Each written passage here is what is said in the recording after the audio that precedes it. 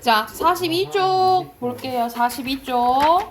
자, 여기서는 오늘 할 부분에서는 거의 중요한 게 장면이랑 배경 부분이거든요. 그래서 간단한 오늘 할 부분은 조금 쉬운 부분이니까 바로바로 해볼게요. 자, 장면입니다. 장면은 같은 인물이 동일한 공간 안에서 벌이는 사건의 광경이라고 나와 있죠. 장면은 문학에서 하나의 전경, 즉 같은 인물이 동일한 공간 안에서 벌이는 사건의 광경을 이루는데요. 따라서 인물이 달라지거나 빈칸 시간이죠. 시간적 배경의 변화를 포함해서 공간적 배경이 달라지는 것을 기준으로 뭘 구분할 수 있다? 장면을 구분할 수 있다고. 뭐를 보고 장면을 구분한다고? 시간적 배경의 변화나 공간적 배경을 통해서 구분할 수 있다라고 보시면 되고요. 밑에는 좀 긴데 무슨 예시냐면 우리 유명한 심청전, 심청전 일부분이에요. 바로 여기 화살표 다음 한번 봐볼게. 심소저가, 여기 심소저는 누구 얘기하는 거야?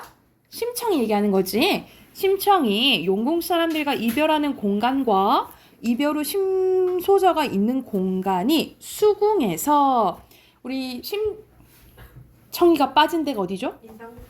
인당수로 바뀌는 것을 통해서 장면을 구분해 볼 수 있다라는 내용이고요. 맨 밑에 보면은 천자와 심소저가 대화를 하는 부분이나 천자가 마음속으로 생각하는 부분도 하나의 장면으로 구분해 볼 수 있다라는 내용이에요.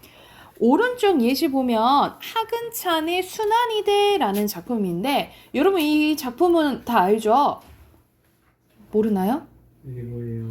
순환이 2대에 걸쳐서 일어난다라는 이제 이야기인데 아버지는 일제강점기 때 팔을 잃어요. 한쪽 팔을 잃고 그의 아들 이제 진수는 6.25 때 이제 징용으로 이제 끌려가서 한쪽 다리를 잃게 돼요. 그래서 이 전쟁으로 인해서 개인이 얼마나 피해를 보는지 그거에 대해서 나오는데 서로 한쪽은 팔이 없고 한쪽은 다리가 없잖아요. 그치? 근데 같이 힘을 합쳐가면서 그래도 살아가자라는 의지가 담겨져 있는 소설이라 보시면 되거든요. 그래서 여기서는 전쟁에서 다리를 잃게 된 아들 진수의 사연을 들은 아버지 만도가 아들을 위로하는 장면이거든요. 그래서 아버지는 아들에게 현실적인 고난을 극복하는 해결책을 제시하며 부족한 점을 서로 도우며 살아갈 수 있을 것이라는 긍정적인 태도를 보이고 있다라고 보시면 돼요. 그래서 마지막에 어떻게 끝나냐면 둘이 이제 집으로 돌아오는데 외나무 다리가 있는 거야.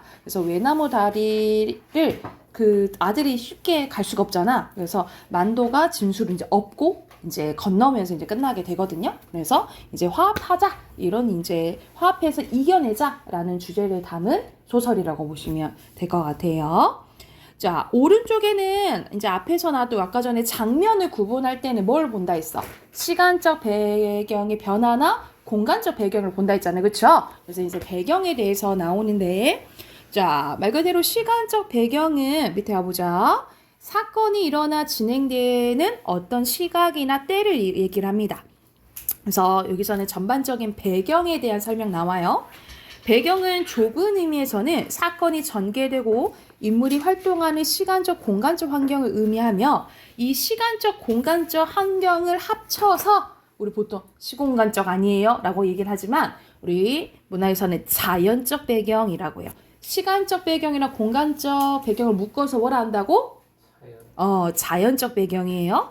그리고 배경은 이처럼 구체적이고 실제적인 것 외에도 등장인물이 처해 있는 상황적 배경이라든지 인물이 어떤 행동을 하는 계기가 되는 심리적 배경이라든지 사회나 시대적 특성이 드러나는 사회적 배경이 있습니다. 그래서 이게 표로 정리되어 있는 거죠. 그래서 자연적 배경, 사회적 배경, 상황적 배경, 심리적 배경 이렇게 나뉘어지는데 사실 소설에서 가장 잘 나오는 것은 여러분 자연적 배경이랑 사회적 배경만 기억해 두셔도 돼요.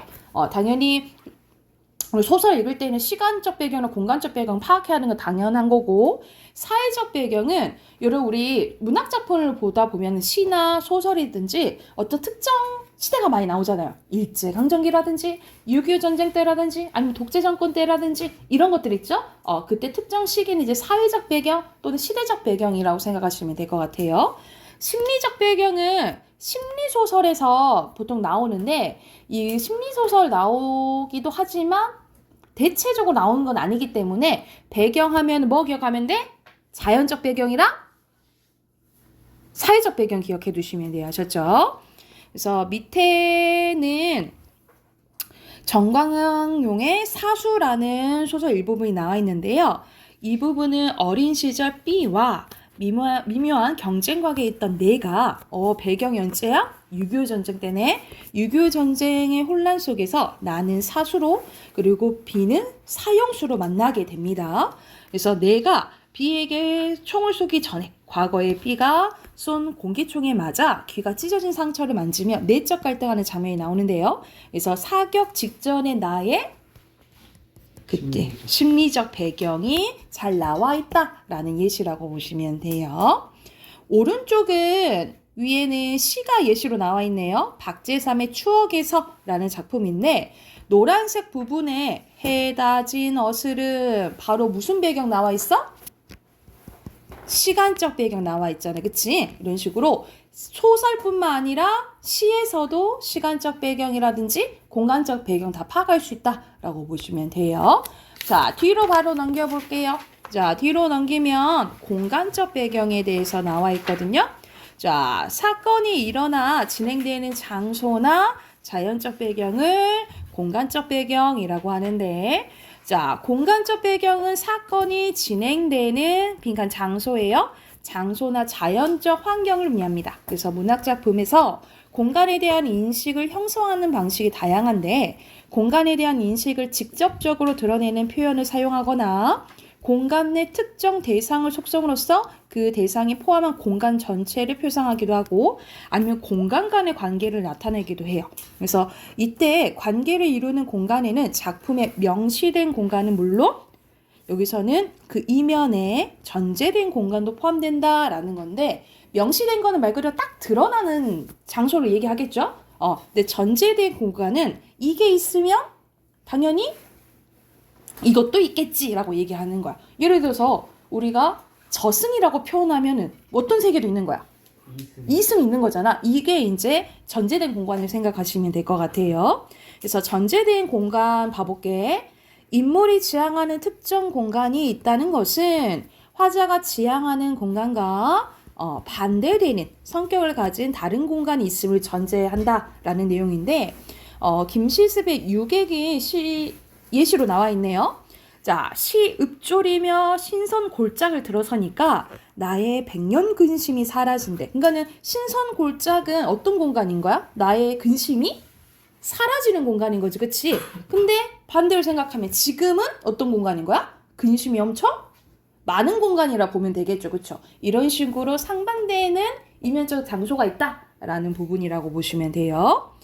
자, 밑에 또 예시가 나와 있는데 황순원의 학이네요. 여기서 노란색으로 보면 38 접경 이 북쪽 마을 하면 시기가 전쟁 때구나 이렇게 알 수가 있는 거지. 그래서 여기서는 이 부분은 6.25 전쟁을 배경으로 한 어릴 적 단짝 동무였던 성삼과 덕재가 재회한 장면인데요.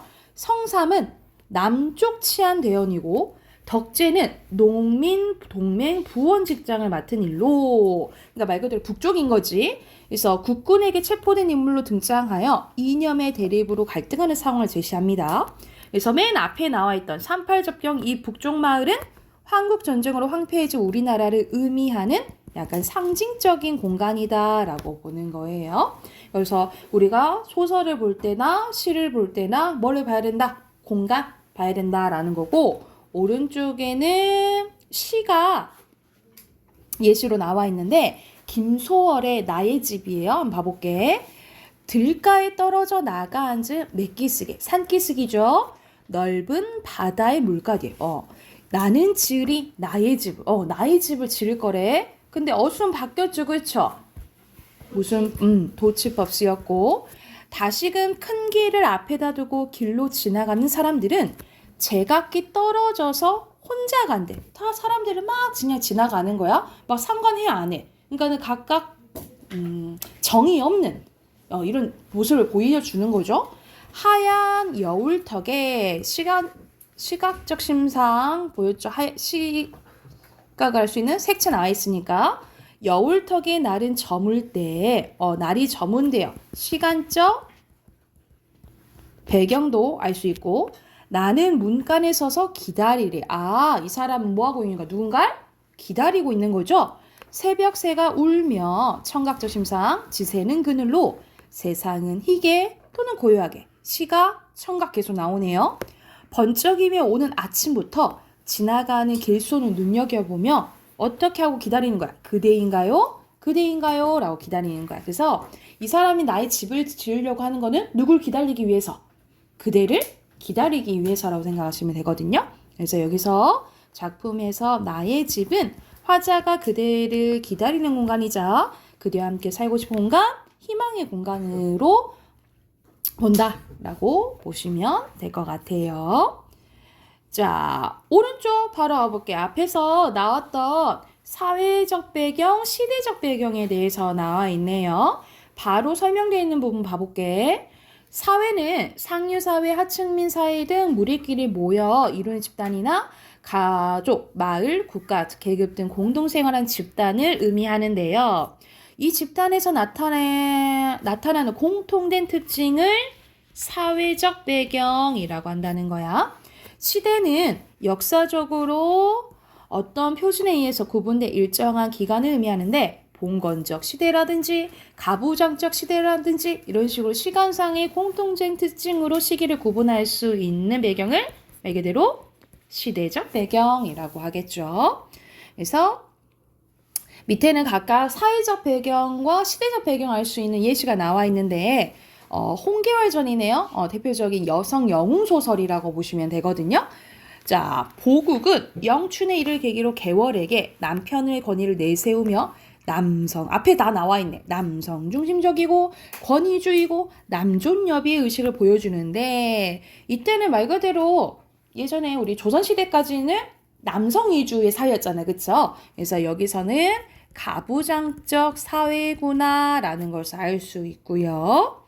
그리고 밑에는 자 1930년대가 배경인데 속칭 이때를 뭐라고 불렀냐면 황금광 시대로 불렸대요. 왜냐하면 일본에 의해서 일제강점기 때 일본에 의해서 금강채굴 장려 정책으로 우리가 보통 옛날에는 우린 다 뭐 먹고 살았어? 농사 짓고 살았잖아. 그치? 근데 여기 가면 다 떼돈 벌 거야. 부자 될 거야. 금강하러 사람들이 농사를 안 짓고 금강하러 막 갔는데 사실 진짜 막 다 부자 돼? 그렇지 못한다라는 거죠. 그래서 그때 당시에 다 가난이 심해졌다라는 내용이라고 보시면 되거든요. 그래서 이러한 금강채굴 이런 걸 통해서 시대적 배경을 알 수 있다라고 보시면 될 것 같아요. 자, 오른쪽에 이성부의 봄이네요. 이거는 한번 선생님이랑 했던 것 같은데 기억나나요? 여기서는 기다리지 않아도 오고 기다림마저 잃었을 때 너는 온대요. 여기서 너가 제목인 봄이거든요. 봄이 얘기하는데 그럼 전체적으로 무슨 화? 의인하죠. 어디 뻘밭 구석이거나 썩은 물 웅덩이 같은 데 기웃거리다가 한눈도 좀 팔고 싸움도 한판 하고 지쳐 나자빠져 있다가 다급한 사연을 들고 간 바람이 또 바람을 사람처럼 표현했네. 흔들어 깨우면 눈 부비며 넌 더디게 올 거래. 빨리 오지는 않는다라는 거야. 더디게 근데 마침내 올 것은 온다. 선생님 뭐뭐 한다 라는 확신에 찬 어조를 뭐라 한다 했지요? 우리 앞에서 어조 했는데 확신에 찬 어조 단정적 어조를 가져다 준다라고 보시면 되고 너를 보면 눈부셔 일어나 마저 할 수 없다. 입을 열어 외치지만 소리는 굳어. 나는 아무것도 미리 알릴 수가 없대. 가까스로 두 팔 벌려 껴안아 보는 너 먼 데서 이기고 돌아온 사람아 하면서 봄이 오면 나 이렇게 기쁠 거야 라고 얘기를 하는데, 이때 배경이 여러분 1960년대 4.19 혁명 나오네. 독재와 부정부패를 저지르던 이승만 자유당 정권의 몰락을 가져왔으며 새로운 공화국 출범이 가능하게 했으나 민주화의 열망은 1961년 5.16 군사 쿠데타로 좌절되고 맙니다. 그래서 이 작품은 군사 독재예요. 독재 체제가 고착화되면서 자유와 평등과 민주사회에 대한 관심이 높아지고 문학의 사회적 역할을 강조하던 몇 년대? 1970년대 발표가 됐대요. 그래서 이때의 봄은 뭘 의미하는 거야? 이 독재가 없어지는 걸 의미하겠죠. 그쵸? 그래서 그때 당시에 자유, 평화, 민주주의를 의미한다라고 보시면 돼요. 그래서 우리 작품을 볼 때는 시대를 뗄래야 뗄 수 없잖아요. 그쵸? 그래서 항상 여러분 이제 작품만 보지 말고 작가도 봐야 되고 시인도 봐야 돼요. 그래서 시인 이름을 보고 대체적으로 이 시대는 어떤 시대의 사람, 그리고 그 시인이나 작가의 경향도 있잖아요. 그걸로 조금 힌트를 얻으면 해석하기가 좀 수월하다라고 보시면 될 것 같아요. 자, 뒤로 넘겨서 우리 한쪽 더 해봅시다. 자, 여기서는 현실, 비현실 나오는데 우리가 현대 소설도 당연히 비현실적인 것들이 많이 나오지만 보통 고전 소설에서 비현실적인 요소들이 좀 많이 나온다라고 생각하시면 되고요. 선생님이 최근에 드라마를 봤는데 그 이제 드라마 그거를 봤거든요. 다 이루어질지니 그거를 이제 봤거든요. 좀 말이 안 되긴 하지만 우리가 보통 이런 식으로 비현실적인 것들 많이 꿈꾸잖아, 그치? 그래서 여기서는 현실과 비현실 이제 구분하는 게 이제 나오는데, 자, 현실적이지 않는 것, 즉 인물이 도수를 부리거나 용궁이나 천상계처럼 현실에 존재하지 않는 공간에서 존재하지 않는 인물을 만나는 등의 일이 일어나는 것을 비현실 또는 초현실이라고 하는데요. 그래서 고전 소설에서 이러한 요소가 나오면 우리가 무슨 성이라 하죠? 전기성. 그렇지, 전기성 기억하면 되죠. 그래서 전기적인 요소가 쓰였냐? 라고 물어보는 거는 비현실적인 것들이 있냐? 물어보는 거랑 똑같다라고 생각하시면 돼요. 비현실적 상황 설정은 현실에서는 불가능한 주제의식을 구현하려는 의도가 반영된 것으로 볼 수 있다라고 보시면 되거든요. 여기서도 예시가 나와 있는데 김애란의 도도한 생활 일부분이 나와 있네요. 여러분 이것 김애란 소설이 모의고사에 곧잘 나오거든요. 그래서 여러분 이거 기억 날 건데 피아노 치는 거 기억나죠? 했어요? 이거 한번 했던 것 같은데? 아니 물 차가지고. 물 차가지고 거기서 막 계속 피아노 치고 막 그랬잖아. 그래서 이 부분 이거 모의고사에도 이제 일부분 다른 부분도 일부분 나오고 하거든요. 그리고 김애란 여러분이 이제 평소에 독서를 좀 한다 하면은 김애란 소설집을 조금 읽어두는 게 좀 많이 좋을 것 같아요. 그래서 김애란 소설 은근 많이 나오기 때문에 평소에 좀 읽으시고, 여기서는 폭우가 내려 집에 물이 새는 일은 현실에서 있을 법한 일이잖아요. 그치? 그래서 여기서 치우는 모습이 사실적으로 묘사돼 있다라는 거고요. 자, 여기 밑에는 최인호의 타인의 방인데 그가 방 안에 불을 끄자 방 안에 있는 모든 이제 물건들이 움직이는 것처럼 이제 보이거든요. 이런 것들은 비현실적인 거라고 생각하시면 되겠죠. 그래서 근데 현대 이렇게 소설에서 나오지만 어디서도 많이 나온다고? 고전 소설에서 많이 나온다고. 그래서 그 예가 오른쪽에 나와 있어요. 이화전인데, 자, 이 부분 보면 이화가 자물쇠 속에 이여백의 혼이 있다라는 거 알고, 이거부터가 비현실적이잖아, 그치? 읍내의 재변을 알고자 하니 이화의 신기한 묘락과 덕을 알 수 있었다. 자물쇠를 앞에 놓고 크게 소리 질러 이여백을 부르니 이여백이 그 자물쇠 안에서 대답했다. 뭐 이런 내용이고, 정전에 들어가니 황제랑 귀비가 있었는데, 자, 이화가 황상께 8번 절하고 머리를 숙인 뒤에 문득 소매에서 매를 내놓았대. 근데 이 매가 바로 귀비 머리에 날아가 앉아서 두 눈을 쪼아 먹으니 귀비가 변하여 황금과 같은 여우가 되었대. 사실 그 귀비가 여우였다는 거지. 뭐 이거를 알아냈다. 뭐 이런 내용이에요. 그래서 이 작품은 이여백이 어디 안에 있다 그랬지? 자물쇠 안에 들어가거나 사람이 여우로 변신하는 등 여기 정기적 요소 나오니 그치? 정기적인 요소를 활용해서 비현실적인 장면을 나타내고 있다 라고 보시면 됩니다.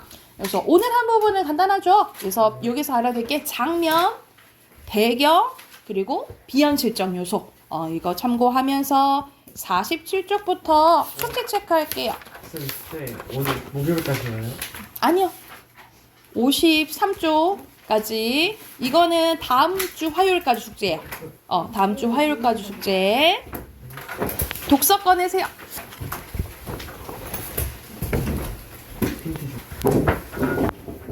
독서 38쪽. 자, 계속 우리 설명 방법 하고 있는데 오늘 할 부분은 과정, 인과 서사예요. 자, 먼저 과정은 어떤 작용을 빈칸 순서입니다. 순서대로 서술하는 설명 방식으로 사건이나 현상이 어떻게 일어난지를 보여주는데 일이 일어나는 순서나 절차를 제시할 때 써요. 예를 들어서 요리하는 그 과정, 말 그대로 우리 요리하는 과정이라 하잖아. 그치? 요리 순서라든가 뭐 어떤 것을 뭐 만들 때 하는 것이 가장 많이 나오는 부분이라 보시면 되고요. 그래서 예를 들어서 먼저 이런 말이 나오고 그런 다음에 뭐 첫째, 둘째 이런 표지를 쓸 수도 있고요. 뭐 한 다음에 이런 말이 나오면 과정이라고 보시면 되겠죠. 자, 인과는 말 그대로 뭐의 인이야?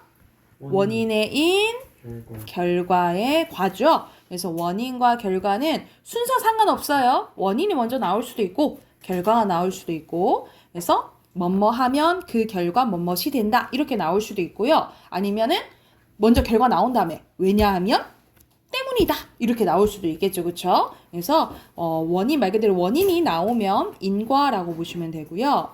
자, 서사는 우리가 서사성 하면 우리 문학작품에서 많이 나오죠. 우리가 스토리가 말 그대로 진행될 때 이제 서사라고 하는데 사건의 진행 과정이나 사물의 변화 등을 시간의 빈칸 흐름에 따라 구체적으로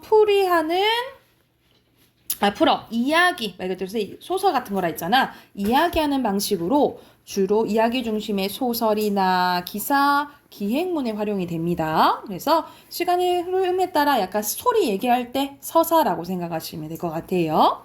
그럼 오른쪽을 가서 우리 또 바로 해볼까? 자, 1번에 일반적으로 카메라는 렌즈를 통해 들어오는 빛이 이미지 센서에 닿아 피사체의 상이 맺히고 피사체 한 점에 해당되는 위치인 화소마다 빛의 세기에 비례하여 발생한 전기 신호가 저장 매체 영상으로 저장된대. 말 그대로 여기서 저장되는?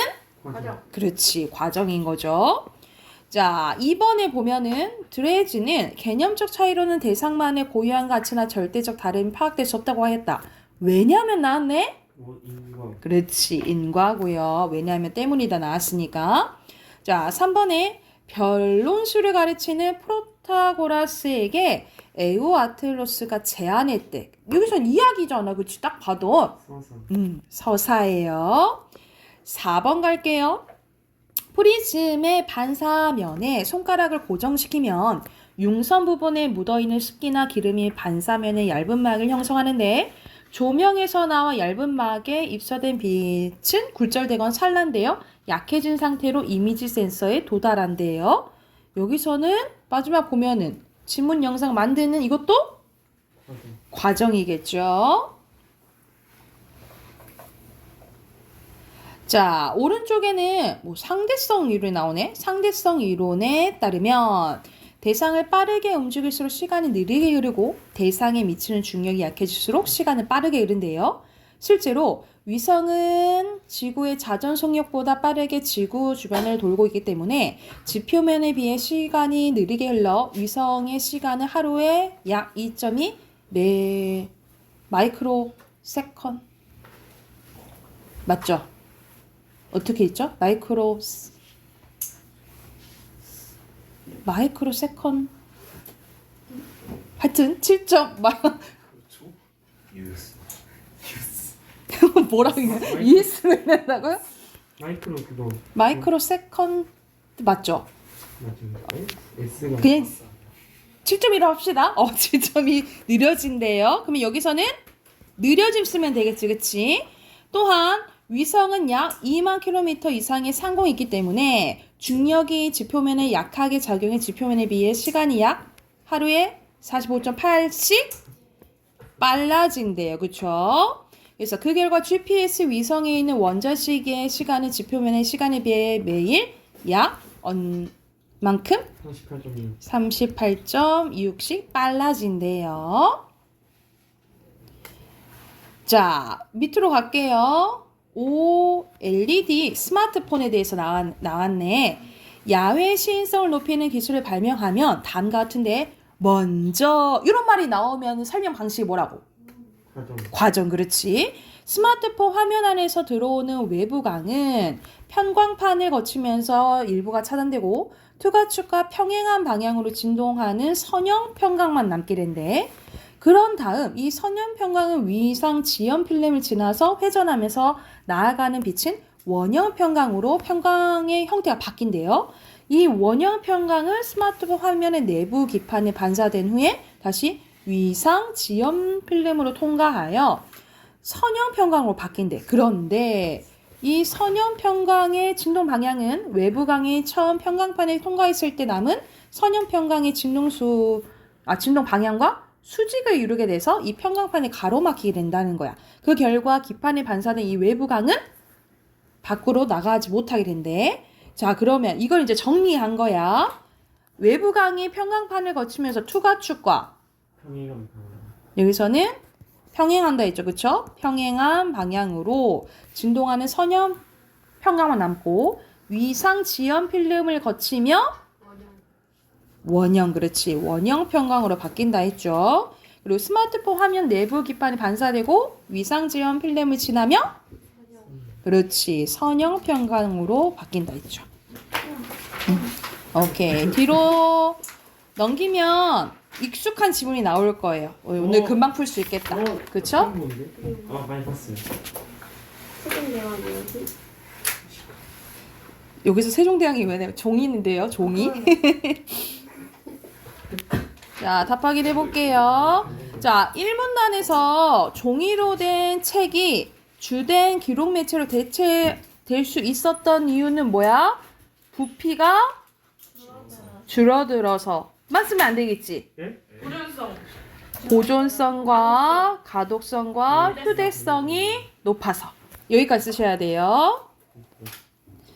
자, 밑에 빈칸 실매기, 판지, 책등, 면지, 마지막에 홈이죠. 자, 3문단에서 중철로 책을 만들 때 철침이 4개로 늘려 박으면 4개로 박는다 했잖아. 그치? 그러면 좋은 점은 그 앞에 쓰면 되겠죠. 네. 표지나 내지가 한가운데서 떨어지는 것을 막아준다. 이렇게 쓰면 되겠죠. 네. 오케이? 그리고 4문단에서 무선 처리 기술의 장점 2가지는 대량 생산. 자동화 가능해 대량 생산에 적합하고 생산 단가가 낮아지면서 판매 가격을 낮출 수가 있다. 이거 쓰면 되겠죠. 됐나요? 자, 1번에 여기서는 재책 기술이 변화된 거죠. 3번. 3번이고요. 자, 여기서는 순서대로 여기가 어디야? 뭐야? 쪽에 등. 책등. 니니? 홈. 홈. 이거는 표지. 이게 내지. 표지랑 내지를 연결해 주는 게 여기가 면지. 그쵸? 그럼 적절하지 않은 것은 실매기 하는 건 뭐야? 내지를 실매기 해야 될 거 아니야. 그치? 5번. 3번. 아, 3번이요? 3번이죠. 자, 3번에 요구하는 것은 싸게. 뭐냐면 가운데가 막 떨어지는 문제가 있었고 그리고 비용을 절감해야 되니까 뭐로 해달라 이 말이야. 무선철로 해달라 이 말이야. 그치? 무선철로 하는 것은 전 3번 하긴 했어요. 5번 아니에요? 5번이죠. 자, 문법 꺼내세요. 그것도요. 이해 왜왜 3번이 아닌지 이해를 못하겠어. 쌤, 왜 5번이에요?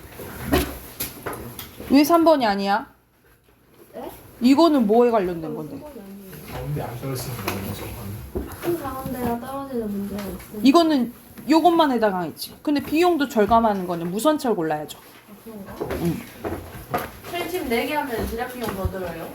막 재료가 더 들지 않거든요. 근데 그 마지막에 비용 절감 한다 했잖아. 된다 했잖아. 42쪽 펴세요. 그것만 나좀 재밌다. 자, 42쪽 보면 우리 앞에서 교체했었어요. 자, 교체는 바뀌는 거라 했지, 그치? 그래서 5가지 뭐 있었어요? 그게 뭐 국외 음악, 장면 단순화. 네? 된수. 된소리 대기, 비음. 비음화, 비음. 유마, 음절의 끝소리겠지, 그치? 이렇게 5가지가 교체고, 자, 나머지 것들은 금방 해요. 자, 오늘 다 할 거야. 먼저 탈락입니다. 탈락은 뭐예요? 탈락은 빠지는 건데, 크게 원래는 자음 탈락이랑 모음 탈락이 있는데 그 전에 자음군 단순합니다. 이거는 뭐 크게 보면은 자음 탈락에 속한다라고 생각하시면 되겠죠. 여러분, 자음군은 자음이 몰려 있는 걸 얘기하거든요. 몰려져 있는 걸 얘기하는데 이게 단순화된다라는 거. 그러니까 말 그대로 둘 중에 하나가 빠진다라고 생각하시면 돼요. 그래서 여기서는 앞에 게 발음되는 거, 뒤에 게 발음되는 거 그 예시가 나와 있는데 이거 우리 중학교 2학년 때 했어요. 중학교 2학년 때 했잖아요. 그래서 리을 기역, 리을 미음, 리을 피읍은 둘째 자음대로 발음된다라고 하는데 그러니까 말 그대로 리을 기역은 닭 생각하면 되겠죠. 기역으로 발음 나고 왜? 닭이요? 그리고 리을 미음 3 이렇게 생각하면 되겠죠, 그렇죠? 그리고 읍다 이렇게 생각하면 되겠지, 그렇지? 읍다. 근데 리을 기역은 특징이 있었죠. 네?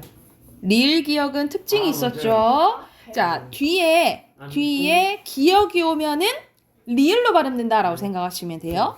자, 기본 이건 어떻게 읽는다고?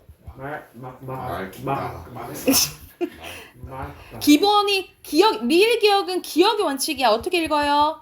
막다예요. 막다. 그런데 이 리을 기역 뒤에 기역이 오면 뭐로 발음한다고? 리을로 발음한다고. 맑게예요. 맑게. 그래서 묽고 얽거나 이렇게 되는 거예요. 이거 어떻게 발음해요? 네? 제대로 안 해. 낙다예요. 낙다. 그런데 이거는 어떻게 발음해요? 낡고 이렇게 발음이 되겠죠. 는 앞에서 했습니다. 그렇죠? 그래서 이런 식으로 된다라고 보시면 되고요. 자, 두 번째 기역, 시옷, 니은, 지읒, 리을, 비음, 리을, 시옷, 리을, 티읒, 비읍, 시옷은 첫 번째로 발음이 나는데 대표적인 게 모, 안고, 여덟 이렇게 생각하면 돼. 리을, 티읒, 할고 이렇게 생각하는데 또 예외가 있다 했어, 그치? 리을, 비읍이죠. 리을, 비읍의 원칙이 뭐라고? 리을이야. 근데 비읍으로 발음 나는 게 4가지 있다 했죠, 그쵸? 밥다야, 밥다, 넓적하다, 넙죽하다, 넙둥글다. 요 4가지만 비읍으로 발음 나고 나머지는 다 뭐가 원칙이라고? 리을이 원칙이라고. 그래서 헷갈리는 게 이러면 이거 넓다라고 하면 안 돼. 이거 발음 넓다예요. 넓다. 넓다야. 그래서 이렇게 4단어만 비읍으로 발음 난다라고 생각하시면 돼요. 아셨죠? 자, 오른쪽으로 할게요. 자음 탈락입니다. 자, 자음 탈락에는 크게 리을 탈락과 히읗 탈락이 있는데, 자, 리을 탈락과 히읗 탈락의 좀 차이점은 리을 탈락은 우리가 표기에 반영이 돼요. 여러분, 음운의 변동은 발음이라고 했잖아요. 그치? 그런데 표기에 반영이 되는 경우도 있거든요. 그래서, 자, 예를 들어서 버들나무예요. 근데 버드나무. 열고 닫는 건데 여다지. 말과 손대 마소. 울며 짖는 건데 우짖다. 그래서 나나리, 달다리, 불삭, 그리고 바느질 이런 거 원래 리을이 있었는데 리을이 빠져버렸잖아요. 그치? 근데 단어 자체도 이렇게 쓰고 이렇게 발음하잖아요. 그쵸? 그래서 이거는 표기에 반영이 되었다라고 보시면 될 것 같아요. 그래서 요게 리을 탈락이고요. 히읗 탈락은 조건이 뭐냐면 모음으로 시작하는 어미나 전미사 앞에서 탈락하는 거야. 그러니까 말 그대로 뒤에 모음으로 시작하는 무슨 형태에서 오는 거예요? 형식 형태에서. 그렇지. 형식 형태에서가 올 때 탈락된다라고 보시면 돼요. 우리 이거 조화라고 안 하잖아. 어떻게 발음해? 조아잖아요. 그렇죠? 이게 대표적인 히읗 탈락. 이건 자연스럽게 우리가 발음이 되니까. 달아 있잖아요. 달아. 네. 먼저 뭐가 되는 거예요? 먼저 탈락되고 연음되는 거죠. 탈락되고 연음된다라고 보시면 돼요. 오케이. 오케이? 자, 그리고 밑에 보면은 모음 탈락 나와 있네요. 자, 모음 탈락에는 크게 이것도 두 가지가 있는데 으 탈락과 아어 탈락이 있고 이 아어 탈락은 같은 말로 동모음 탈락이라고 해요. 동모음 탈락 같은 의미 탈락된다라고 생각하시면 되거든요. 자, 으 탈락은 쉬워. 기본형을 생각하시면 돼요. 떠가 있어. 떠의 기본형은 뜨다잖아. 으 탈락이네. 따라의 기본형 따르다, 썼다, 쓰다. 커서, 그죠? 잠가는 뭐야? 잠그다. 잠가 안 된다고 안 된다고 잠가라고 잠가예요. 그치? 기본형에다가 잠그 안 거야. 그래서 으 탈락이에요. 그래서 기본형 잠그. 그리고 올바른 게 문 잠가야. 문 잠가. 잠가라고. 잘못된 걸 자꾸 이해하지 마. 이거는 뭐예요? 그러면? 잘못된 표현이야. 잠가라예요. 잠가. 다 잠궈가 편한데. 문 잠궈라. 문 담가. 사람 담가라. 사람을 담가라. 담가. 자, 그리고 탈락 봐보고 이걸 여러분 이거를 잘 봐야 돼. 여러분 너 집에 가 했을 때 이 가 보면 선생님 그냥 가다의 가 아니에요?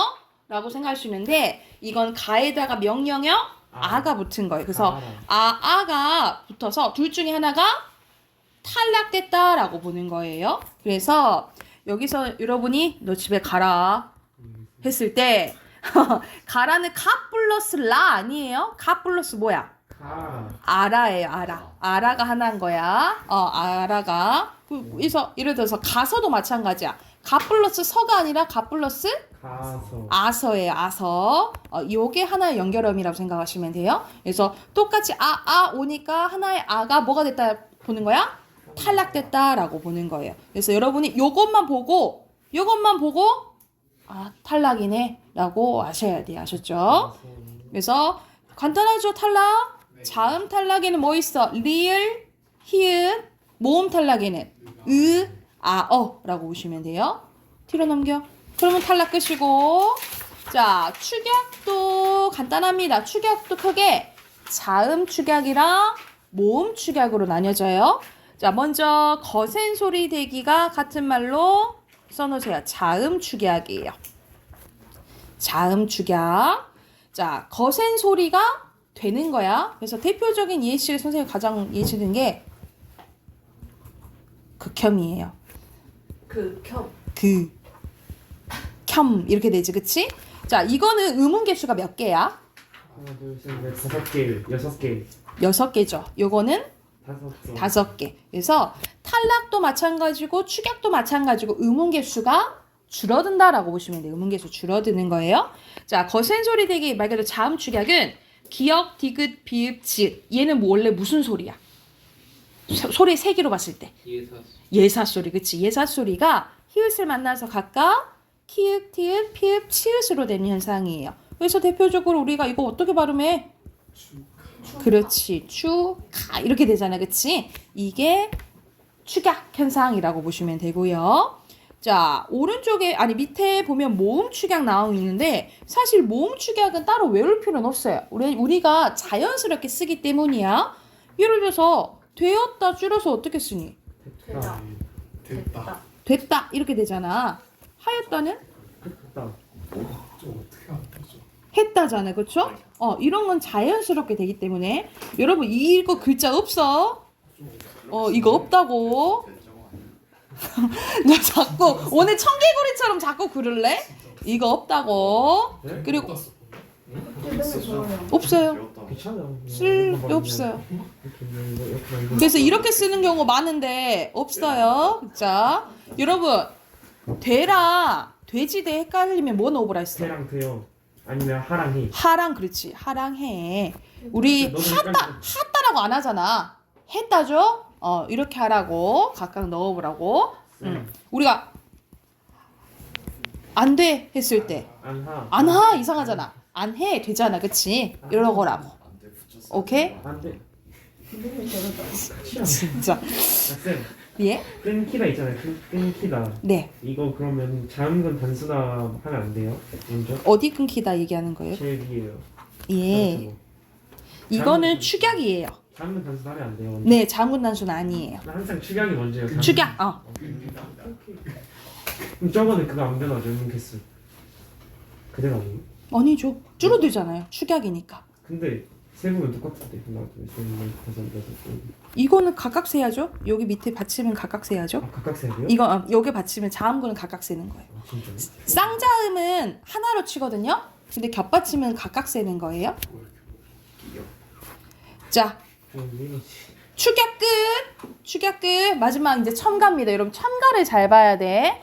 첨가는 들어가는 거죠. 근데 이것도 음운 개수가 달라져. 교체만 음운 개수가 안 바뀌고 나머지 것들은 다 바뀐다라고 생각하시면 되는데, 자, 대표적인 게 니은 첨가예요. 니은 첨가인데 여러분 이거는 조금 외우셔야 돼요. 이거는 단어를 형성할 때 복합어를 만들 때 말 그대로 합성어나 파생어 만들 때예요. 합성어나 파생어가 뭐야? 합성어는 뭐야? 합친 거. 어간이다. 어간이라는 뭐야. 실질적 의미를 갖고 있는 리.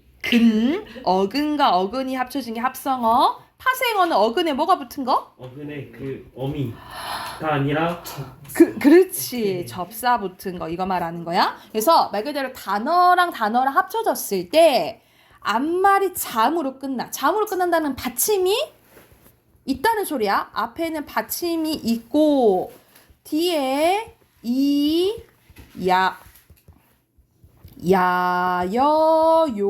유가 오잖아요. 그러면 니은이 첨가된다라고 생각하시면 돼요. 다시 한번 단어랑 단어랑 만났을 때 말 그대로 복합어를 만들 때 앞에 받침이 있고 뒤에 뭐가 와? 요유가 오면 뭐가 첨가된다? 니은이 첨가된다라고 보시면 돼요. 그래서 봐봐.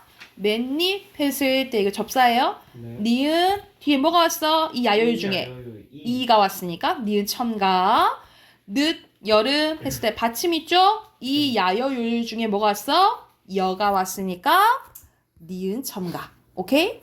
그리고 요 색연필도 마찬가지죠. 니은 첨가, 물약도 마찬가지. 그리고 이 첨가가 일어난 후에 비음화가 일어난지를 보셔야 돼요. 오케이? 물약 그래. 자, 뒤로 넘겨봐.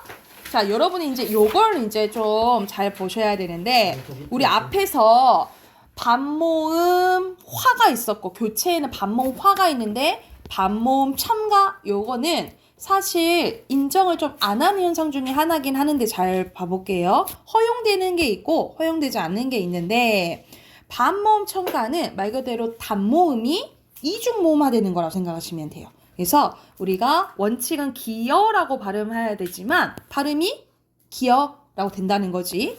괴어, 띄어,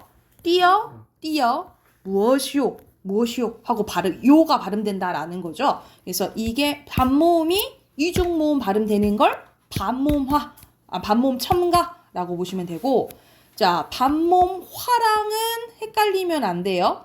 반모음 화는 뭐라고 생각하시면 되냐면, 이거는 선생님이 오히려 헷갈리는데, 여러분보다 선생님이 헷갈리는데, 왜냐면 전 교육과정에서는 이 반모음 화가 사실 축약이었어요.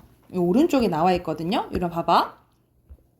예전 교육과정에서는 반모음 화가 축약이었거든요. 예를 들어서 봐봐. 가지어 하면 이랑 어랑 합쳐졌다라고 봐서 가저를 축약으로 봤어요. 근데 지금은 뭐라 본다 이 말이야? 교체로 본다 이 말이야. 지금은 이게 바뀐 교체로 본다 이 말이에요. 그래서 여기에 선생님은 이전 교육 과정이잖아, 그치?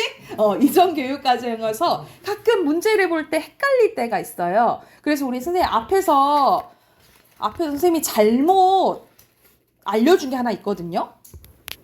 잘못 알려준 게 있어. 여러분 41쪽 한번 잠깐 봐볼래요? 선생님이 문제를 보내니까 저번에 설명해 줄 때 38번에 이거를 잘못 설명해 줬더라고요. 뭐를 잘못 설명해 줬냐면 5번을 잘못 설명해 줬어. 선생님이 이거 축약이라 했죠? 네. 선생님이 순간적으로 축약이라 했는데 이제는 교육과정에서 이걸 뭐로 봐? 교체. 이거 교체예요. 근데 답이 그러면 선생님 그럼 답이 두 개예요?가 아니라 여기서는 2개월 고르라 했잖아. 2개월 고르라 했잖아, 그치? 근데 우어는 뭐야? 우어는 뭐야? W 계열이잖아, 그치? 그래서 똑같이 교체지만 이건 2계열, 이건 W 계열이어서 답은 4번은 맞아요. 근데 선생님이 저번에 순간적으로 얘가 헷갈린다고. 그래서 이거 교체예요. 기억하세요, 하셨죠? 됐나요? 다시 가. 다시 47쪽으로 가요. 왜 바꾼 거예요? 누구 맘대로 바꾼 거예요? 교육과정에서 바꿨어요. 왜 그런지 나도 사실 조금 이해가 안 되는데요. 원장님이 그냥 규칙을 바꾸면 안 되는 근데 이게 바뀌었어요. 그래서 교체라고 생각하시면 돼요. 교체예요, 교체. 이렇게 생각을 하시면 될 것 같고요. 자, 하나만 더 하면 돼. 여러분 이거 하나만 더 하면 돼요. 자, 사이소리 현상입니다. 이 사이소리 현상은 이것도 선생님이랑 중등 과정에서 많이 했어요. 그치? 이거는 조건 생각하면 된다 했죠. 조건이 뭐냐면 고유어랑 합쳐졌을 때 또는 고유어나 한자여야 돼요. 이건 순서는 상관없어요. 그런데 한자 플러스 한자는 된다가 안 된다고. 원칙은 안 되는데 예외가 있었죠? 예외 6가지 외운 거 기억나나요? 숫자, 횟수, 곡간, 작간, 택간, 세파 6가지 있잖아요. 그쵸? 이것만 샤이쇼시 들어가고 나머지는 안 된다 그랬죠. 그쵸? 그래서 자, 조건은 뭐예요? 고유어 플러스 고유어거나 고유어 플러스 한자예요. 근데 여러분이 이걸 알아도 문제 못 푸는 게 뭐가 한자인지 몰라.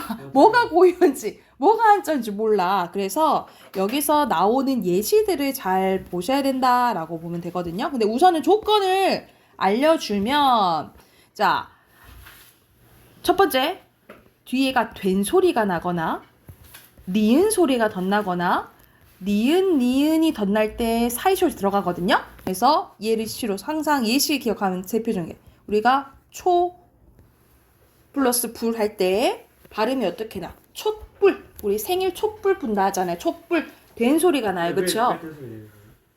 그냥 나는 거야. 이유가 없어요? 그래서 그거를 이유가 나는 것끼리 공통적으로 여기서 울림 소리여서 그래요. 앞에 울림 소리, 앞말이 울림 소리로 끝나고 뒷말이 예사 소리면 된 소리가 나는 거예요. 그래서 이걸 나타나기 위해서 뭐가 들어가는 거야? 시옷이 들어가는 거예요. 이게 사이시옷이야. 그리고 그리고 두 번째는 첫 번째 이거고 두 번째는 이 플러스 몸. 우리 치아를 보호해 주는 게 뭐예요? 잇몸이죠. 잇몸. 그래서 니은이 덧나 그걸 나타내기 위해서 뭐가 들어가는 거야? 시옷이 들어가는 거고 우리가 나무 플러스 잎 이거 천천히 발음하면 안 돼요. 연달아 발음하면 어떻게 발음나요? 나뭇잎. 나뭇잎 이렇게 발음나. 그치? 그래서 이거 니은이 덧나요? 이걸 나타나기 위해서 뭐가 들어간다 이 말이야? 사이 소리가 들어간다 이 말이야. 이게 사이 소리 현상이에요. 그래서 이거는 뭐랑 많이 나오냐면 우리 2학년 때 배웠던 표준 발음법 있죠?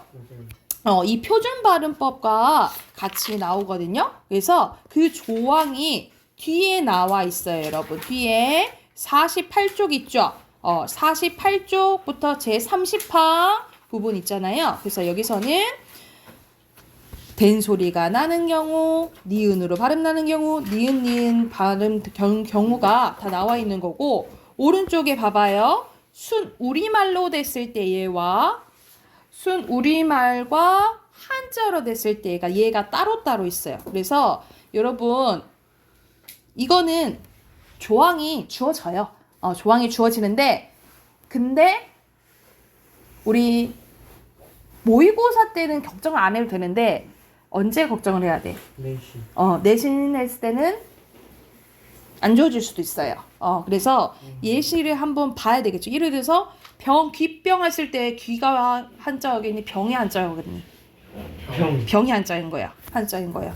이런 식으로 예시를 봐야 된다라고 보시면 되고 한자인데 얘기 아까 했죠? 한자인 경우인데 예외가 있다 했지? 사이 시옷이 들어가는 경우가 곡간, 세방, 숫자, 착간, 퇴간, 횟수는 예외적으로 뭐가 들어간다? 이 시옷이 들어간다 라고 보시면 될 것 같아요.